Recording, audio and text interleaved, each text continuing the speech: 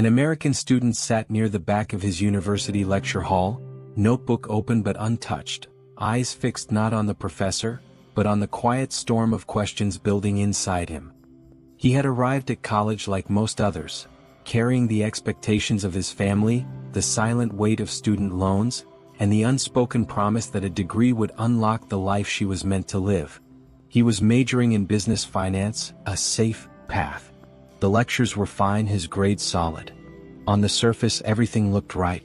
But midway through his second-year final quarter, something shifted in his mind and being. It wasn't a sudden epiphany, just a subtle discomfort that grew with every lecture that felt formulaic or ordinary, every class discussion that stopped at the syllabus. Then, one afternoon, in an elective philosophy course he had chosen almost by accident, the professor posed a question that landed in his mind like a stone in still water.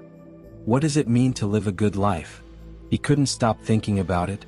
That single question cracked open a part of him that had been quietly starving. The textbooks gave answers, Plato, Kant, Confucius, but none felt complete. He began to visit the library not to study for exams, but to wander through sections he'd never touched before. He read old philosophy, contemporary psychology, obscure and dark essays, biographies, poetry. He stayed until closing, often copying paragraphs by hand, not because they were required, but because they made him feel alive. He found himself gravitating to people who challenged him, students in completely different majors, professors who ranted about ideas long after class ended, and guest speakers who didn't speak in bullet points but in stories. He stopped chasing extra credit and started chasing conversations, deep, raw ones about ethics, about technology, about suffering, about beauty. His roommates noticed the change. He no longer seemed interested in internships that paid well but felt hollow. He dropped a marketing elective to take a course in anthropology. His friends called him dramatic, overly intense, sometimes even pretentious, but Jack didn't mind. He was no longer trying to impress anyone. Something had clicked. He didn't just want a career, he wanted understanding. Not just facts but the messy, layered truths behind them. He asked questions in class that made professors pause.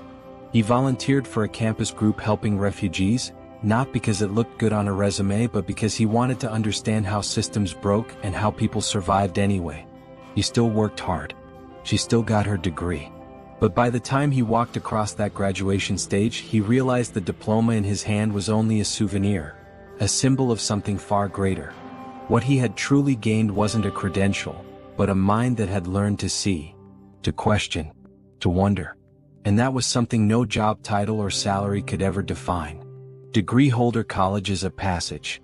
What you attained from the experience is your experience, so please choose to seek knowledge over just attaining a degree of classes.